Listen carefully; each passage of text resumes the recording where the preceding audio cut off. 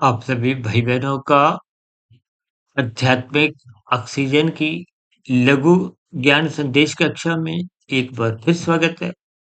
आज की चर्चा तमोगुण के यूपर करने जा रहे हैं। कल हमने चर्चा रखी थी रजोगुण के ऊपर और परसों हमने सतोगुण के ऊपर चर्चा रखी थी। यूँ तो देखिए तकनीकी रूप से ये तीनों गुण जड़ हैं।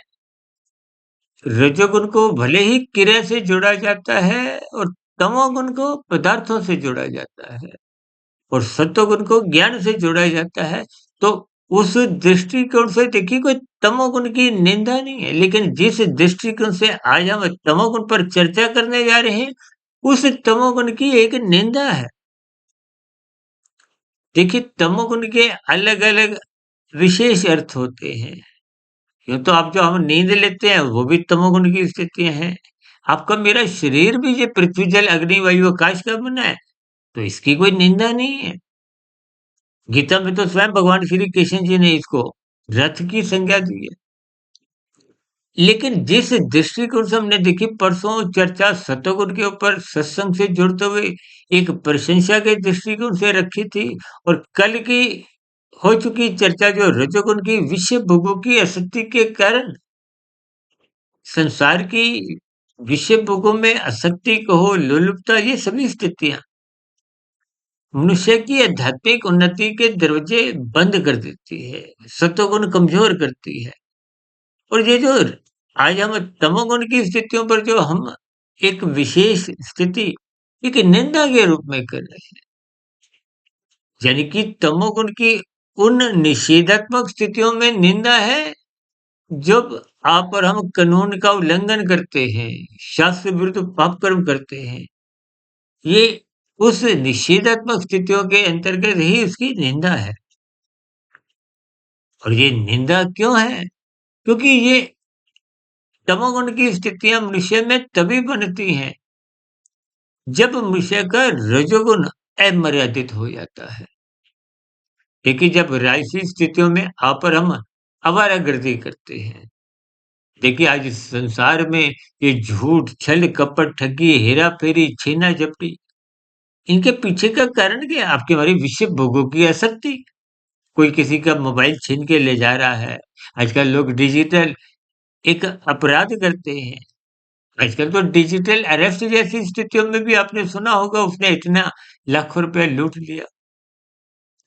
ये सभी स्थितियाँ तामसी हैं, ये निंदक स्थितियाँ हैं। ये आपको हमारा कर्माशय बिगाड़ती हैं, क्योंकि कर्मफल सिद्धांत के अंतर्गत आप और हम तमोगुण में जितना भी उतरते हैं इन निषेधात्मक स्थितियों में, उनकी भरपाई आपको ही करनी होती है।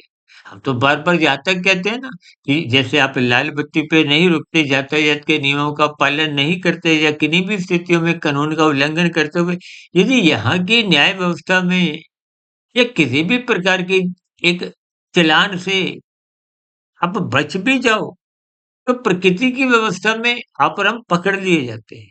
ये कर्मफल सिद्धांत की स्थितियाँ हैं। इसलिए इन निंदक स्थितियों से शास्त्र बार-बार कहते हैं, रुको, बचो, दूर रहो।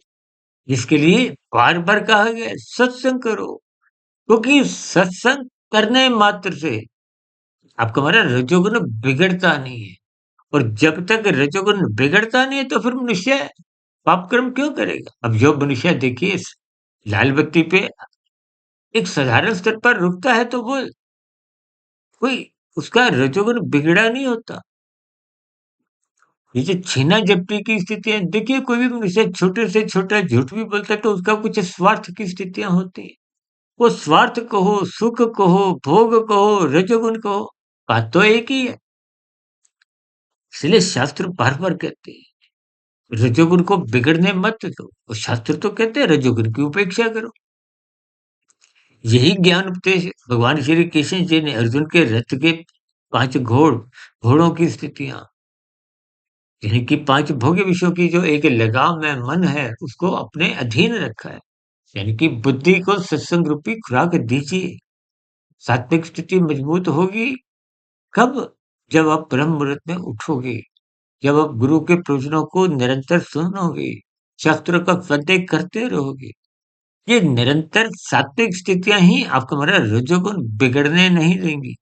जब रजोगुण बिगड़ेगा नहीं तो तमोगुण में गिरने की संभावना समाप्त हो जाती है। इसलिए परसों हमने जो सत्वगुण के ऊपर, कल रजोगुण के ऊपर और आज जो तमोगुण पर हमने चर्चा रखी है, इन स्थितियों को आप ज्ञान पूर्वक समझिए, क्योंकि ये तीन गुणों का बहुत ही रहस्यमय स्थितियां हैं। हमने भी पिछले 6 वर्षों से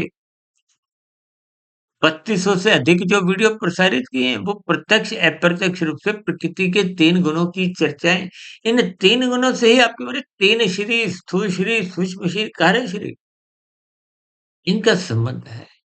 कि आत्मा परमात्मा तो चेतन सत्ता है, आत्मा ज्ञान स्वरूप है, परमात्मा आनंद स्वरूप सत्ता है।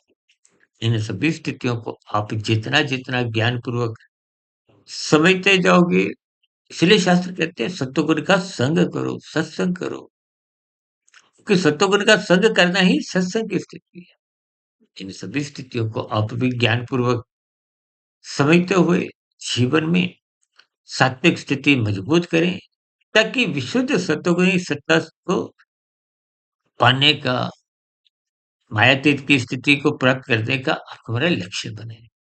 इन्हीं शुभकामनाओं के साथ चर्चा विशेष को अब यहीं विराम देते हैं। शाम को सर्प कल्याण वृक्ष की तर्क संगत विश्लेषक ज्ञान कक्षा में और कल सुबह ब्रह्म मुहूर्त ज्ञान उपदेश कक्षा में फिर मुलाकात होगी। तब तक सुधीर भाटिया फकीर को इजाजत दें।